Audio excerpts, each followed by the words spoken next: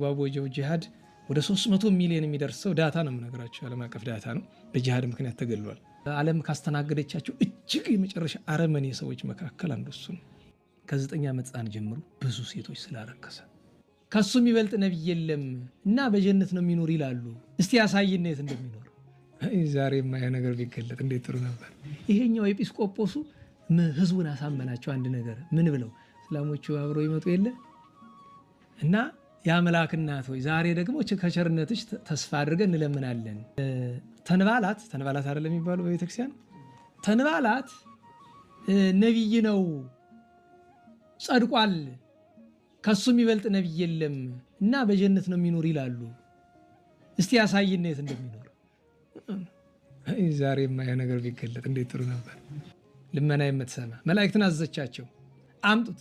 ሲያመጡት የሚገርማችሁ ነገር በአይነ መንፈስ ቦታውን ሁሉ አሳይታቸዋለች። ከየት እንደሚመጣ ብሎ ከባዶ አይደለም፣ ከእሳት ከሲኦል ማለት ነው። ከሲኦልም አይነት አለው። ለምን ቢባል ዓለም ካስተናገደቻቸው እጅግ የመጨረሻ አረመኔ ሰዎች መካከል አንዱ እሱ ነው። እሱ ባወጀው ጂሃድ ወደ 300 ሚሊዮን የሚደርሰው ዳታ ነው የምነግራቸው። ዓለም አቀፍ ዳታ ነው። በጂሃድ ምክንያት ተገሏል። ባለፉት 1400 ዓመታት ማለት ነው። ዛሬም ሊበሉን አሰብስበው ታያቸው የለ ብዬ ስለደከመኝ ትችዋለሁ።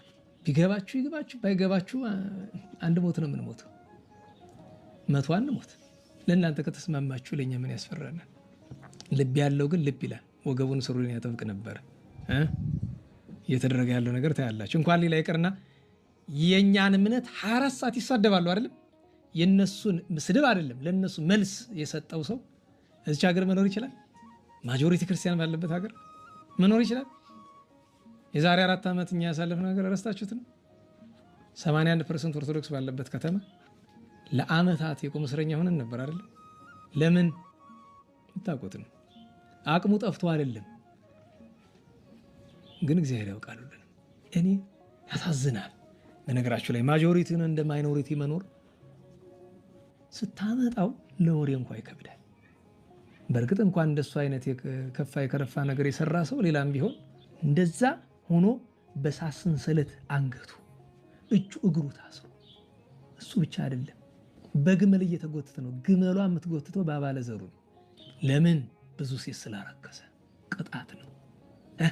ከ9 ዓመት ሕፃን ጀምሮ በአደባባይ በይፋ ከ9 ዓመት ሕፃን ጀምሮ ብዙ ሴቶች ስላረከሰ ለዚያ ነው ሰው አለ ነገር ይመስለዋል። ያ ከሌላው ተለይቶ እንደዛ አይነት ቅጣት ይደረሰበት ቆራ መስሎ ከጽልመት 7 እጅ ጠቁሮ አሳየቻቸው።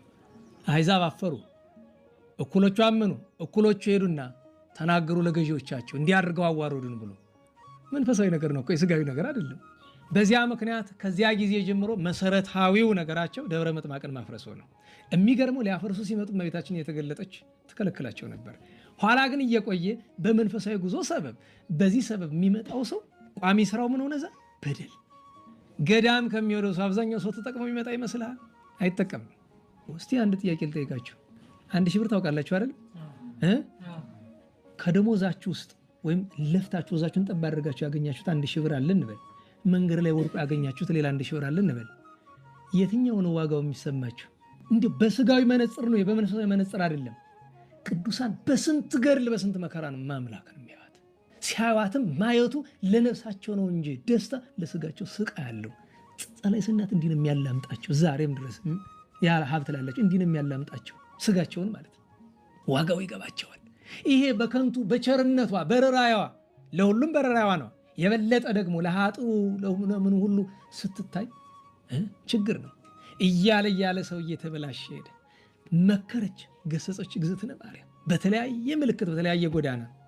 እምቢ ሲሉ ቤተክርስቲያኑን ልክ የዛሬ 570 ዓመት አካባቢ በ1440ዎቹ አካባቢ ለአሕዛብ አሳልፋ ሰጠች። መተው ደብረ ምጥማቅን ሜዳ አደረጓት፣ እንዳልነበረች አደረጓት ቤተክርስቲያኗ። ያ ነገር ሲደረግ የሚገርማችሁ ቤተክርስቲያኗን ያቃጠሏት ከሊፋውና ሌሎቹ ደስ ብሏቸው ሲሄዱ እመቤታችን በራእይ ለሁሉም በተመሳይ ሰዓት በህልም ታየቻቸው። እንዲፈርስ የፈቀድኩ እኔ ነኝ ለህዝቡ ቅጣት እንጂ እናንተ በጉልበታችሁ አላፈረሳችኋትም። ስለ ትምክህታችሁ ትጠፋላችሁ። ሁሉን በአንድ ላይ ታጥፍታችኋለች። እነሱን በልጇ ስልጣን በፍርድ ማለት ነው። ይሄ ዜና በአንድ ቀን እንደዛሬ በስልክና አይገኝም። ከወራት በኋላ መልእክት ተልኮ የት ይደርሳል? ኢትዮጵያ ውስጥ። ማን ነበረ ንጉሳችን? አፄ ዘርዓ ያዕቆብ። ደብዳቤውን ንጉስ ነውና ራሱ አይደለም የሚያነብ፣ ያው ማንበብ መጻፍ መቼም ይችላል። 15 ያክል መጻሕፍት ያሉት ነው። ግን በፕሮቶኮሉ ወይም በህጉ መሰረት አንባቢ አለው። ሲያነብለት አለቀሰ። እዚያ የነበሩትም አለቀሱ። እና በወቅቱ እመቤታችን ስትገለጥ የነበረው አባ ዮሐንስ ኤጲስቆጶስ በስፍራው አልነበረምና አፄ ዘርዓ ያዕቆብ እሰይ እንኳን አባ ዮሐንስ ባይኑ ይህን ሁሉ ጉዳ ላይ አለ። ለምን ያን ይሞት ነበረ። ለእመቤታችን ከነበረው ፍቅር ደብሯን በጣም ስለሚወዳት። ከዚያ በዚያ የነበሩት ግብፃውያን ብዙ አባቶች ነበሩ። ከጳጳሳትም ከካህናትም ከሊቃውንቱ ብዙ ግብፃውያን ነበሩና ተያይዘው ተላቀሱ። እና አፄ ዘርዓ ያዕቆብ በመካከላቸው ገብቶ አይዟችሁ ሲሆን በቀሉን እንመልሳለን ሰራዊት ከተን፣ ግን ዋናው የሚያዋጣን ያችን አስመስለን ገናና የሆነች ደብረ ምጥማቅን በኢትዮጵያ እንሰራለን ነው። ተጉለት በሚባል ስፍራ ዛሬ ጻድቃን የምትባለው ቤተክርስቲያን ጥንት ደብረ ምጥማቅ ነው የምትባለው። ደብረ ምጥማቅ ተሰራች። የሚገርመው ተሰርታ ስታልቅ እመቤታችን መጣች። ቃል ኪዳን ወደዚህ መጣ ማለት ነው። ከዚያ ሁል ጊዜ አባታችን ንጉሱ ጻድቁ አፄ ዘርዓ ያዕቆብ የግንቦትና የነሐሴ ፍልሰታ የሱባኤ ይዙ ነበር። እመቤታችን ትነጋገራቸው ነበር።